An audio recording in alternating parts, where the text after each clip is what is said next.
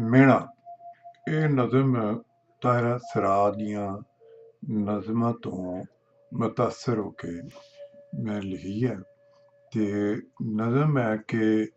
ਦੇਸ ਮੇਰੇ ਦੀਏ ਧੀਏ ਭੈਣੇ ਮਾਏ। ਦੇਸ ਮੇਰੇ ਦੀਏ ਧੀਏ ਭੈਣੇ ਮਾਏ,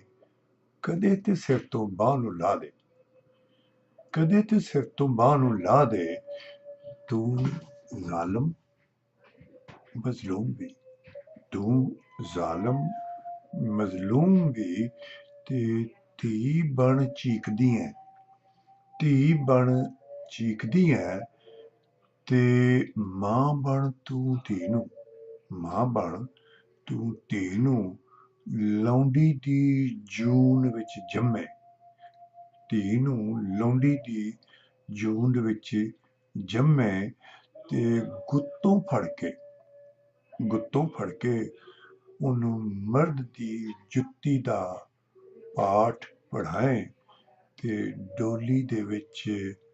ਹਾਰ ਸਿੰਗਾਰ ਸਜਾ ਕੇ, ਡੋਲੀ ਦੇ ਵਿੱਚ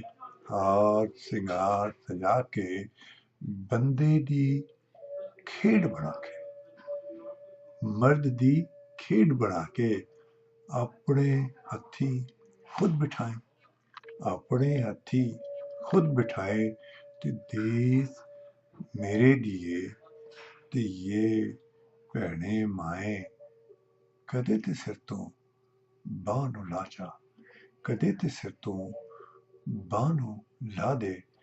ਤੇ ਉੱਠ ਕੁਝ ਕਰ, ਉੱਠ ਕੁਝ ਕਰ, ਉਤਲੀ ਹੇਠਾਂ ਤੇ ਹੇਠਲੀ ਉੱਤੇ ਕਰ ਦੇ, ਹੇਠਲੀ ਉਤਲੀ ਹੇਠਾਂ ਤੇ ਹੇਠਲੀ ਉੱਤੇ ਕਰ ਦੇ, ਕਦੇ ਤੇ ਸਿਰ ਤੋਂ ਬਾਂਹ ਨੂੰ ਲਾ ਦੇ, ਕਦੇ ਤੇ ਸਿਰ ਤੋਂ ਬਾਂਹ ਨੂੰ ਲਾ ਦੇ। ਦੇਸ ਮੇਰੇ ਦੀਏ ਧੀਏ ਭੈਣੇ ਮਾਏ, ਦੇਸ ਮੇਰੇ ਦੀਏ ਧੀਏ ਭੈਣੇ ਮਾਏ।